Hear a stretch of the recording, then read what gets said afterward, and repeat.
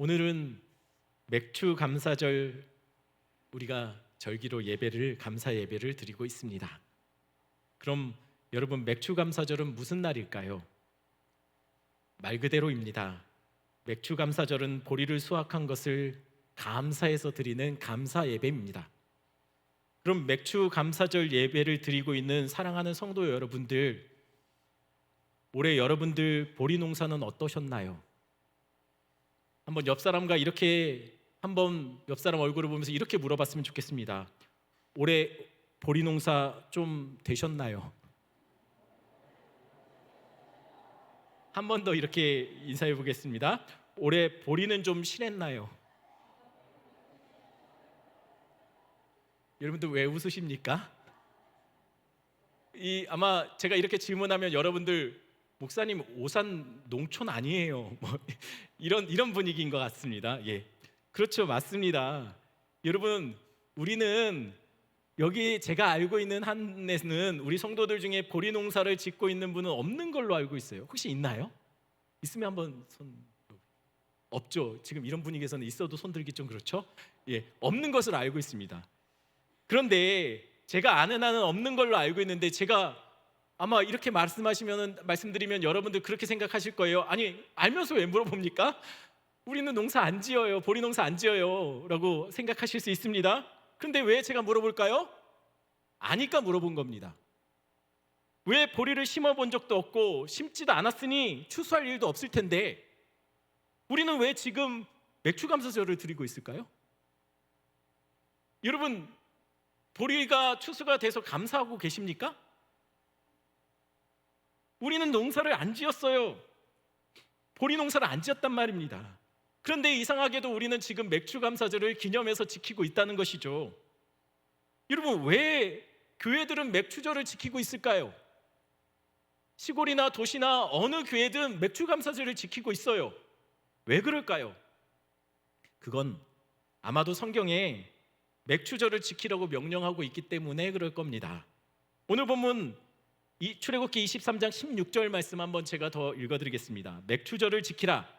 이는 내가 수고하여 밭에 뿌린 것의 첫 열매를 거둠이니라 라고 말하고 있어요. 성경은 분명 맥주절을 지키라고 명령하고 있습니다. 그럼 여러분, 맥주절이 어떤 날인지 알고서 지키고 계십니까? 출애굽기 34장 22절 말씀 한번 한 목소리로 읽겠습니다. 있습니다. 77절. 곧 맥주의 초실절을 지키고 새말에는 수장절을 지키라. 맥주절은 이렇게 우리 한글 성경에서 말하고 있습니다. 맥주의 초실절, 보리의 첫 열매를 드리는 날이 맥주절이에요. 그리고 다른 날은 다른 이름으로 똑같습니다. 맥주절이나 똑같이 또 다른 이름이 있어요. 뭐라고 나왔죠?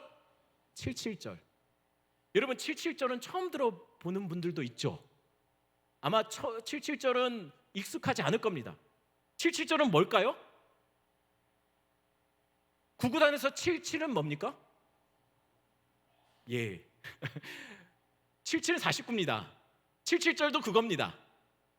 무슨 말이냐면 77절은 어떤 한 날로부터 그러니까 7주, 한 주가 7일 아닙니까? 그러니까는 7주가 지난 총 49일이 지난 날이 바로 맥주절이고 77절이라는 거예요. 그러면은 여러분 아마 이렇게 물어보실 수 있어요. 목사님, 오늘부터 7주입니까? 아니면 오늘 빼고 7주입니까? 그럼 예를 들면 이렇습니다. 여러분, 오늘 주일이지 않습니까? 다음 주 주일까지 총 며칠입니까? 8일이죠. 그렇죠? 근데 제가 여러분한테 7일 뒤에 봅시다 라고 하면은 여러분, 7일은 뭡니까? 다음 주 주일이에요. 똑같은데 누군가에게는 이게 7일 뒤고 누군가에게는 8일째가 되는 거예요. 그러니까는 77에 49일이지만 때로는 숫자가 혼돈될 수도 있어요. 당일을 포함입니까? 빼고입니까? 헷갈리지 말라고 하나님이 또 다른 이름 하나를 더 주셔요. 그게 뭡니까? 오순절이에요. 50일. 그러니까는 당일 포함, 49일 뒤에 당일 포함인지 아니면 당일을 빼고 하는 건지 이게 헷갈릴 수 있으니까 혼돈하지 말라고. 그래서 7절 혹은 오순절이라고도 말합니다. 여러분, 근데 왜 이렇게 하나님께서 헷갈리지 말라고 7절이라고 말했다가 아유 혼돈하면 안 돼, 50일째 되는 날이야 라고 알려주셨을까요? 왜냐면 이 카운트하는 게 굉장히 중요하기 때문이에요. 그러면 맥추절은, 이 7절은, 오순절은 어느 날을 기준으로 해서 7주 뒤입니까? 이 날이 중요해요. 언제가 기준일까요? 언제부터 7주 뒤에가 7절이고 오순절일까요? 다 아시면서 모르는 척하고 계시는 거잖아요. 그죠? 저한테 말할 수 있는 기회를 주시는 거죠. 뭐냐면 초실절입니다. 초실절, 맥추절과 초실절은 다른 날이에요. 맥추절 전 7주 전에 있는 것이 초실절입니다. 그러니 이 초실절을 먼저 또 이야기해야 될 것 같아요. 오늘은 조금 절기에 관해서 얘기를 하기 때문에 제가 계속 여러분들 이참에 말 나온 김에 정확하게 알았으면 좋겠다고 생각이 들어서 계속 반복할 겁니다. 반복한다고 짜증 부리지 마시고 확실하게 이번에 좀 배웠으면 좋겠어요. 여러분, 초실절은 어떤 날이냐면요, 이스라엘 무교절이라는 절기가 있습니다. 이 무교절은 7일 동안 지속돼요. 7일 동안 지속하는 날 중에 안식일이 있는데, 그 안식일 다음 날, 그럼 지금으로 보면은 요일로 뭐죠? 주일이에요. 주일날 초실절을 정해요. 이 초실절이라 함은 이와 같은 의식을 행하기 때문에 초실절입니다. 레위기 23장 10절에서 11절 말씀, 제가 10절 읽고 여러분들 11절 읽겠습니다. 제가 읽습니다. 먼저, 이스라엘 자손에게 말하여 이르라. 너희는 내가 너희에게 주는 땅에 들어가서 너희의 곡식을 거둘 때에 너희의 곡물의 첫 이삭 한 단을 제사장에게로 가져갈 것이요.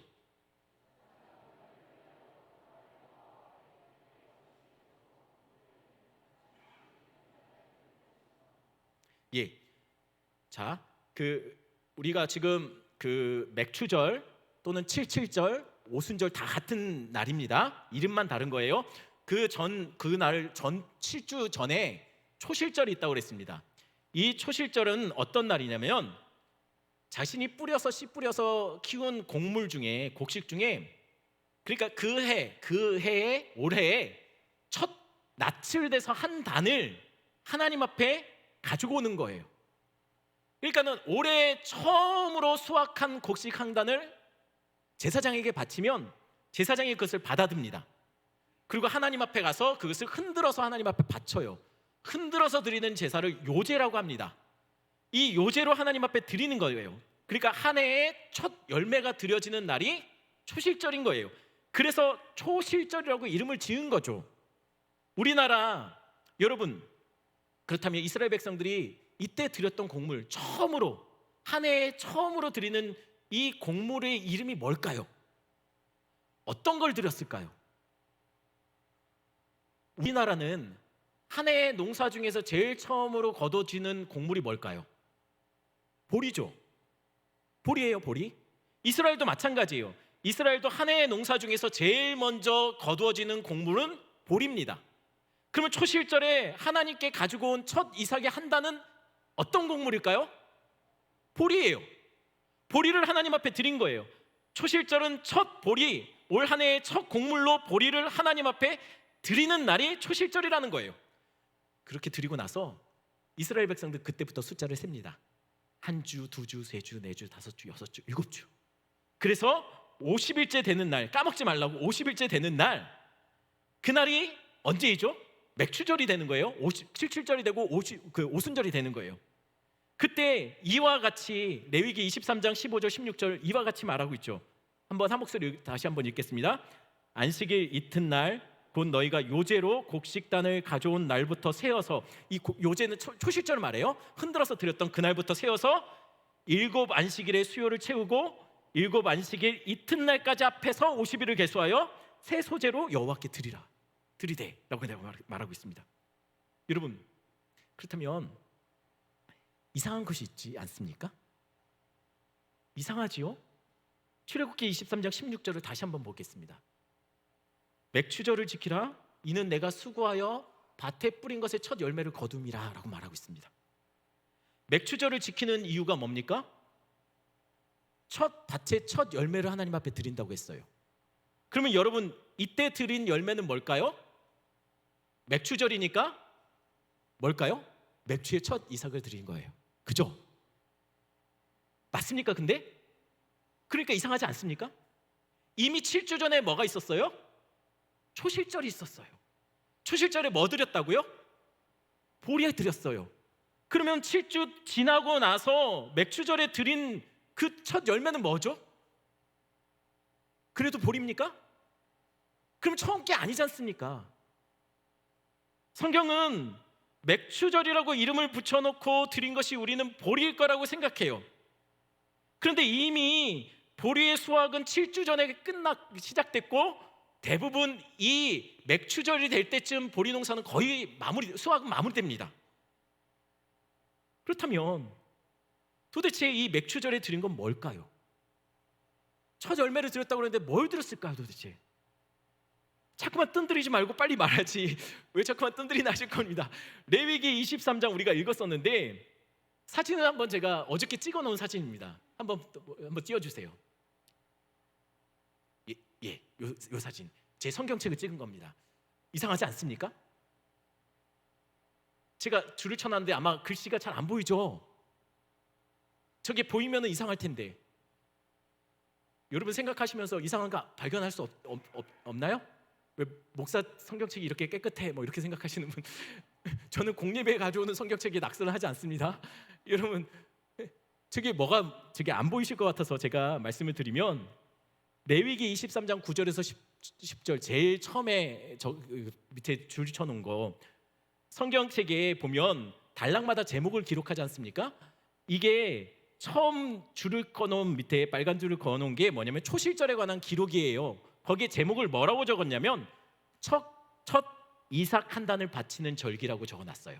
혹시 여러분 성경책에도 아마 그게 적혀 있을 겁니다. 첫 이삭 한 단을 바치는 절기, 이게 초실절이에요. 그런데 두 번째 제가 줄을 쳐놓은 그 부분은 뭐냐면 맥추절에 관련된 기록을 남겨놓은 그 단락인데 거기에 제목이 뭐라고 적혀 있습니까? 두 번째 거둔 곡식을 바치는 절기라고 적혀 있어요. 그러면 성경의 어느 부분에는 첫 열매를 맥추절에 드린다고 했는데 제목에서는 두 번째 거둔 곡식을 바치는 절기라고 말하고 있다는 거죠. 그럼 이게 어떻게 된 걸까요? 분명한 것은 여러분 우리가 가진 성경에는 오순절을 맥추절이라고 번역해 놓았지 않습니까?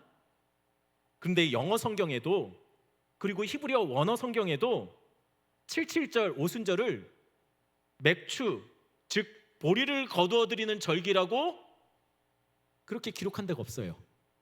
우리가 갖고 있는 한글 성경에만 맥추절이라고 적어놨지 실제 원어를 해석하면 직역하면 이겁니다.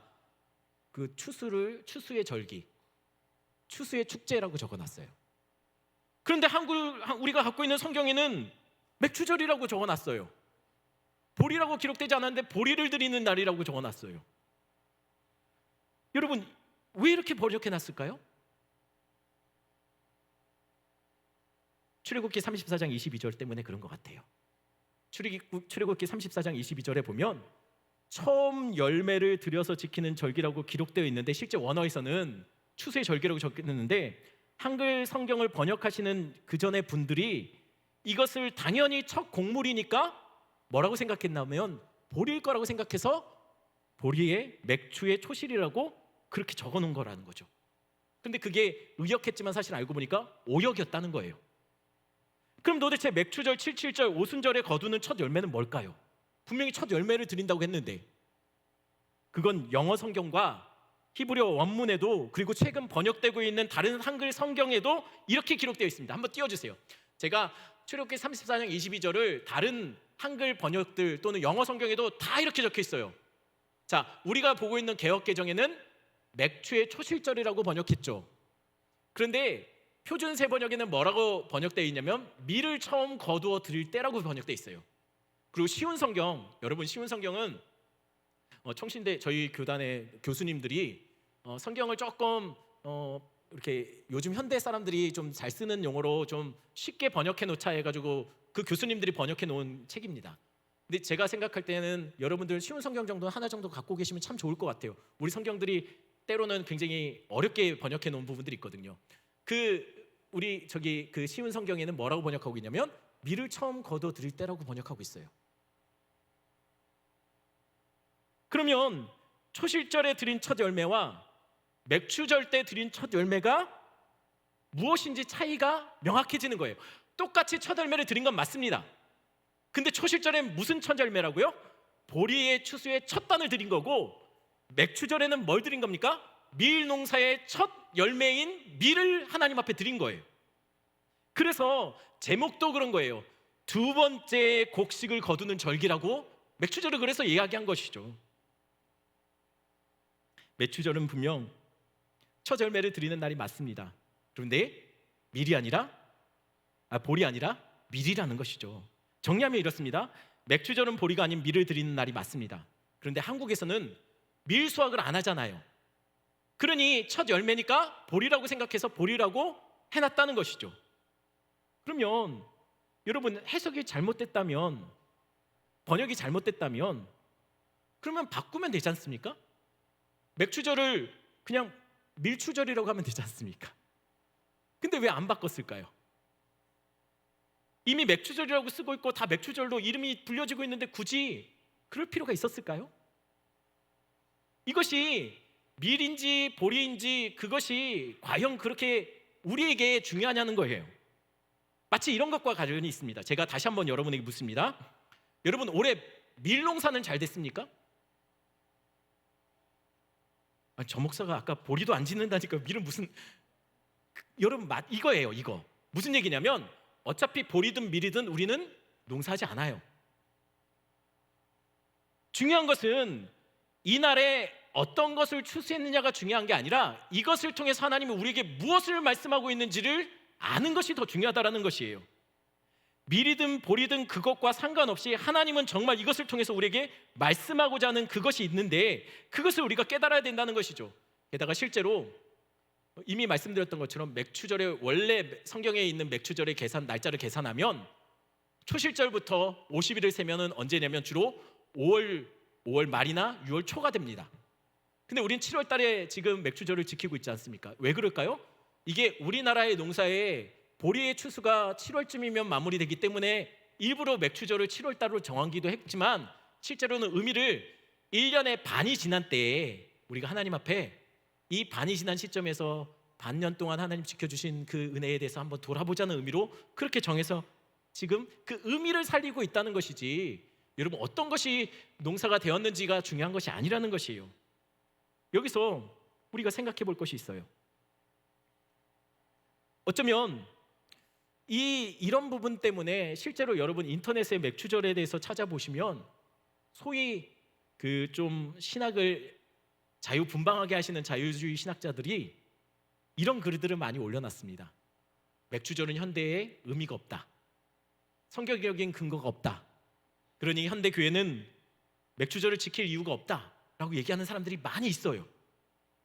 심지어는 그들 중에는 이렇게 말하는 사람도 있습니다. 맥추절은 교회가 재정을 충당하기 위해 절기 헌금 한 번 더 걷자고 그렇게 만들어 놓은 절기라고 말하는 사람들도 있어요. 여러분, 정말 그럴까요? 정말 맥추절이 우리에게 의미 없는 절기가 맞습니까? 그런데 우리가 생각해 보아야 할 것이 있습니다. 오늘 본문이 뭐죠? 출애굽기 23장이에요. 출애굽기는 누가 누구에게 쓴 글입니까? 지금 다들 듣고 계시는 거죠? 출애굽기는 누가 누구에게 쓴 글이죠? 광야 이스라엘 백성에게 쓴 거예요. 여러분, 광야의 이스라엘 백성들에게 지금 하나님이 모세를 통해서 맥추절을 지키고 초실절을 지키고 이런 것들을 지금 명령하고 있다는 거예요. 그러면 여러분, 이게 이상하지 않습니까? 마치 제가 여러분들에게 지금 올해 보리 농사 잘 됐나요? 밀 농사 잘 됐나요? 하고 물어보는 거 똑같은 거예요. 광야의 이스라엘 백성들은 여러분들도 잘 알다시피 이 사람들 중에 성인들은 여호수아와 갈렙 빼고는 전부 다 광야에서 다 죽습니다. 가나안 땅에 들어가지 않아요. 이들은 광야에서 이리저리 헤매다가 결국 하나님이 주시는 만나 먹다가 광야에서 묻힐 거예요. 이들은 평생 밭갈 일도 씨 뿌릴 일도 추수할 일도 없을 겁니다. 그런데 하나님이 그들에게 지금 맥주절을 지키라, 초실절을 지키라고 말하고 있어요. 상관없는 그들에게, 마치 상관없는 우리에게 지금 이 말씀이 정말 의미가 있을까, 이 맥주절을 정말 우리가 지켜야 될까라고 생각하는 것처럼 그들도 이게 우리와 무슨 상관인데? 라고 생각할 수 있었을 거라는 거죠. 하나님은 보리의 열매도 밀의 열매도 거둔 것이 없는, 거둔 적도 없고 농사한 적도 없는 광야 이스라엘 백성과 우리에게 지금 맥주절을 지키라고 명령하고 계십니다. 어쩌면 하나님이 이렇게 그들에게 명령하시는 이유, 우리에게 말씀하시는 이유는 어쩌면 애시당초 하나님은 그들을 통해서, 우리를 통해서 받고 싶어 하셨던 열매는 보리의 첫 열매도 밀의 첫 열매도 아니었을지도 모른다는 거예요. 하나님이 이 명령을 하면서 정말 우리에게 바치라고 하는 그 첫 열매는 보리도 밀도 아닌 다른 진짜 하나님 받고 싶어하는 열매가 따로 있었다는 것이죠. 그게 뭘까요? 결론을 이야기하고 시작하겠습니다. 그건 바로 우리 자신이에요. 하나님이 정말 받기를 원하셨던 열매는 보리와 밀이 아니라 그 과정을 통해서 우리가 하나님 앞에 열매로 드려지기를 하나님은 원하셨다는 거예요. 그 열매는 광야에서도 맺혀질 수 있는 것들이죠. 그 열매는 농사를 짓지 않는 우리에게도 맺혀질 수 있는 것이에요. 하나님은 그래서 초실절부터 한 주 한 주 한 주 세 가면서 정확하게 50일째 되는 날, 그 50일의 과정을 통해서 하나님은 우리를 점점 더 실하고 영그러가게 만들어 가시는 과정이 바로 이것을 통해서 한 주 한 주 세가면서 그렇게 만들어가고 계시더라는 것이에요. 유다 지역은 보리의 첫 이삭이 맞춰질 그 초실절 즈음에서 기후의 변화가 일어나요. 이때 사막에 뜨거운 열풍이 불어들기 시작합니다. 또한 차가운 북서풍이 함께 교차해서 강력하게 불어오기 시작해요. 말하자면 뜨거운 열풍과 차가운 북서풍이 중간이 없어요. 끝과 끝, 뜨겁거나 찬 이 강력한 바람들이 서로 번갈아 가면서 막 세차게 몰아치는 기후로 바뀌어요. 여러분, 농사꾼의 심정이 어떨까요? 이제 밀을 추수할 때가 점점 다가오는데 뜨거운 열풍이 불고 차가운 바람이 불기 시작하면 농사꾼의 마음은 조마조마하는 것이죠. 그런데 여러분, 이렇게 뜨겁거나 찬 바람이 적당히 번갈아 가면서 불어대면 알곡들은 점점 속이 꽉 차가요. 그 세찬 시련을 견뎌낸 떨어지지 않고 여전히 이삭에 붙어있던 나달들은 점점 속이 여물어 가는 것이죠. 이 기간을 잘 버틴 이삭은 오순절에 하나님께 바쳐질 열매가 될 겁니다. 기억하십시오. 잘 버텨야 바칠 열매가 있는 거예요. 그래서 광야 백성들에게도 하나님은 이 명령을 하고 있는 거예요. 잘 버티라는 거예요. 하나님이 그들에게 원하셨던 게 보리나 밀이 아니라 잘 버텨서 영그러야 될 것은 그들이라는 거예요. 하나님의 백성으로 실하게 일어나라는 거예요. 믿음 안에 잘 버티면 결국 그들은 가나안 땅에 들어가서 하나님께 첫 소식을 그때 드릴 수 있을 거예요. 그 기간 동안 믿음이 자라는 것은 우리라는 거예요. 그 기간을 거쳐가며 그 어려움을 버텨가며 견뎌가며 결국 하나님이 정말 받기를 원하셨던 열매인 우리가 점점 자라가고 우리가 점점 속이 꽉 찬 존재가 되더라는 것이에요. 실제로 잘 버텼더니 신약 시대에 놀라운 일이 벌어집니다. 여러분, 제가 초실절이 언제 있는 절기라고 했죠? 무교절 기간 중에 있었던 절기라고 말씀드렸어요. 무교절의 첫날 또는 전날이라고도 말하는 날이 뭐냐면 6월절이에요. 6월절과 무교절은 이어져서 진행됩니다. 6월절에 무슨 일이 벌어졌죠? 신약시대에 예수님이 십자가를 지셨어요. 6월절에. 그리고 이어져서 무교절이 이어지는데 안식구 첫날 어떤 일이 벌어졌습니까? 예수님이 부활하셨어요. 즉 초실절에 무슨 일이 벌어진 겁니까? 초실절에 예수님이 부활하신 거예요. 구약부터 유월절과 초실절은 계속 지켜왔는데 공교롭게도 유월절에 예수님 어린 양이 죽는 그날, 애굽에서 어린 양을 잡아서 죽였던 그날 어린 양이신 예수 그리스도가 죽으신 거예요. 그리고 안식 후 첫날 그 예수님이 부활하셨어요. 그 부활하신 예수님을 고린도전서 15장 23절에는 이렇게 설명합니다. 한번 읽어볼까요? 한 목소리 있습니다. 그러나 각각 자기 차례대로 되리니 먼저는 첫 열매인 그리스도요, 다음에는 그가 강림하실 때에 그리스도에게 속한 자요. 여러분, 그리스도의 부활을 뭐라고 말하고 있습니까? 첫 열매라고 말하고 있어요. 그러니 하나님이 정말 받기를 원하셨던 건 볼이나 밀이 아니라 첫 열매, 누구를 원하셨던 거예요? 예수 그리스도의 부활을 지금 구약부터 끊임없이 하나님은 계속 말씀하고 있는 거예요. 왜 광야의 백성들에게 초실절을 지키라, 왜 이 오순절을 지키라고 말씀하셨을까요? 다른 의미가 아니에요. 예수 그리스도가 부활하심을 그들에게 끊임없이 반복해서 알려주고 있는 거예요. 진짜 첫 열매가, 하나님이 받으실 진짜 첫 열매가 이날 드려지게 될 거라는 것을 우리에게 알려주고 있는 것이에요. 그러나 더 중요한 사실이 있습니다. 더 중요한 사실은 예수님의 부활은 첫 열매가 되셨다는 거예요. 이 말의 의미는 이것이 시작이라는 거예요. 이제부터라는 얘기죠.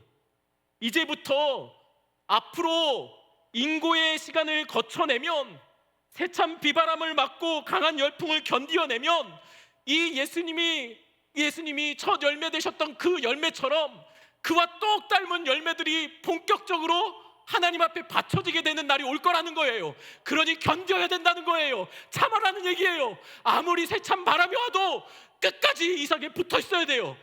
그러면 점점점 익어가는 거예요. 우리가 익어간다는 거예요. 그러니 광야의 백성들에게, 농사와 상관없는 우리에게 하나님께서 맥추절을 지키라고 명령하시는 거죠. 숫자를 세워가며 그날까지 계속 버텨야 된다는 거예요. 버텨야 열매가 실해집니다. 힘들어도 버텨야 들을 열매가 생기는 거예요. 실제로 예수 십자가 뒤에 예루살렘을 떠나지 않고 버티는 자들이 있었습니다. 예루살렘은 위험한 때였어요. 예수 믿는 자들은 예수의 잔당이라고 하여 잡히면 그들은 수배범들처럼 그렇게 잡히면 안 되는 상황, 그래서 늘 문을 걸어 잠그고 집에 숨어 있던 자들이었어요. 그러면 예루살렘을 떠나야죠. 그런데 그들은 떠나지를 않아요. 왜입니까? 첫 열매를 받기 때문이에요. 예수님을 부활하신 것을 그들이 눈으로 목도했어요. 그러니 예수님이 말씀하신 것처럼 예루살렘을 떠나지 못해요. 그곳에서 버텨내더라는 거예요. 좁은 다락방이지만 그들은 오로지 기도에 힘씁니다. 기도하며 그 자리를 버텨내요. 위험하지만, 죽을 수도 있지만 그 자리에 머물러 있습니다. 예수의 부활부터 한 주, 두 주, 세 주, 네 주, 다섯 주, 여섯 주, 일곱째 주, 그래서 50일째 되는 날 드디어 그들 안에 하나님께서 원하셨던 진짜 열매, 하나님이 받으시길 원했던 진짜 열매가 그들 안에 맺혀지기 시작합니다. 그게 무엇입니까? 그들이 기도하는 중에 호련히 성령이 그들 안에 임하셔요. 그리고 드디어 하나님이 원하셨던 또 다른 열매의 첫 열매, 그게 뭡니까? 교회예요. 교회가 세워져요. 성령 받은 그들이 뛰쳐나가서 예루살렘을 소동케 해요. 복음을 전해요. 그래서 그곳에 예루살렘 교회, 하나님이 정말 원하시고 받길 원하셨던 진짜 열매, 또 다른 첫 열매가 그곳에 맺혀지더라는 거예요. 하나님이 원하셨던 열매는 볼이나 밀이 아니에요. 그것은 단지 그것을 통해서 우리에게 진짜를 말씀해 주시기 위한 하나의 모델하우스였다는 거죠. 진짜는 교회입니다. 교회가 이날 바쳐져야 돼요. 하나님이 원하셨던 열매는 우리의 교회 다음이 하나님 앞에 드려지길 원하신다는 거예요. 성령 강림, 실제로 날짜로 계산했을 때 오순절은 성령 강림 주일로 우리가 지키고 있습니다. 하지만 7월 첫 주에 우리가 오순절이라고 해서 맥추절을 지키고 있는 이유는 한 해의 반을 보내며 돌이키면 그때 우리가 이 반년 동안 하나님 앞에 드릴 열매가 무엇인가를 돌아보자는 거예요. 점검하자는 거예요. 그러니 여러분에게 다시 묻겠습니다. 교회로서, 성령의 전우로서 여러분들은 어떤 열매를 맺혀가고 있습니까? 하나님 앞에 드릴 열매가 여러분들에게 있습니까? 어쩜 누군가는 상반기 이 한 해의 반을 거치며 직장에서 실직을 한 분도 있을지 모르겠습니다. 다들 어려운 때지 않습니까? 어떤 분들은 경제적으로 어려움으로 인해서 마음이 무너진 분들도 있을 거예요. 제 동료 목사님들하고 얘기를 하다 보니 각 교회들마다 어려운 시간들을 보내면서 가정이 파탄나고 물질적인 어려움 때문에 많이 힘들어하는 성도들이 많다라고 한결같이 이야기해요. 어떤 분들은 올해 상반기가 평생 내 인생에서 내 기억에서 지워졌으면 하는 상반기를 보내신 분도 있을 거예요. 어떤 분들은 건강이 무너지고 관계가 무너지고 계획했던 모든 것이 무너지는 그런 성도들이 있을지도 모르겠습니다. 그럼에도 목사로서 할 수 있는 말은 이 말입니다. 버티십시오. 그저 하나님이 이스라엘 그곳에서 예루살렘을 떠나지 못하고 그곳에 늘 기도하며 머물러 있었던 자들처럼 버텨내십시오. 이것이 어쩌면 이 고난의 시간이 우리에게 필요 없는 시간, 사라져야 될 시간처럼 우리는 느껴질 수 있어요. 왜냐면 때로는 열풍 같은 어려움이 우리 안에 다가오지 않습니까? 때로는 차가운 매서운 바람이 우리에게 오지 않습니까? 그러니 이런 일이 없었으면 좋겠고 이런 일이 사라졌으면 원하는 분들이 있을 거예요. 그러나 기억하시고 한 주 세워가며 버텨내십시오. 그러면 하나님이 정하신 날이 다 되면 하나님이 이 기간을 거두어 가실 겁니다. 그때 한번 보세요. 그때 버텨내셨던 분, 자리를 지켜내셨던 분, 하나님이 이전보다 우리를 더 키워내셨을 거예요. 결국 진짜 열매는 우리예요. 이 기간에 우리가 성장했으면 좋겠습니다. 이 기간이 한국 교회가 교회 다음을 더욱더 만들어냈으면 좋겠어요. 이 기간이 단순히 우리에게 고통이 되고 정말 잊고 싶은 아픔이 되는 그런 기간이 아니라 지나고 보니 하나님, 내가 하나님 앞에 드릴 열매가 있네요. 내가 이전보다 주님 더 사랑하게 됐네요. 내가 이전보다 주님 더 붙잡게 되었네요. 이런 고백이 우리 성도들 입에서 그렇게 고백되어지기를 바랍니다.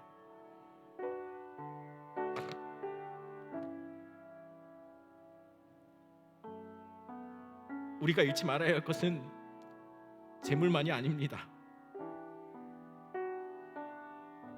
우리가 정말 지켜내야 될 것은 건강만이 아니에요. 의사가 가망이 없다고 말하고 손을 놓아버릴 때 그때 우리가 죽는 게 아니에요. 우리 손에 들려진 재물이 없어질 때 우리가 망하는 것이 아닙니다. 내 인생의 계획이 무너질 때 그때 우리는 실패한 인생이 되는 것이 아니에요. 성도들은요, 하나님으로부터 멀어질 때, 내 인생에서 예수 그리스도가 희미해져 갈 때, 그때 성도들은 죽어가는 거예요. 그때 성도들은 아무것도 아닌 자들이 되는 거죠. 마지막으로 한 번 더 부탁합니다. 있는 곳에서 예배 자리를 지켜내시고 버텨내세요. 이 시간 이 찬양을 하면서 기도하고 마치겠습니다.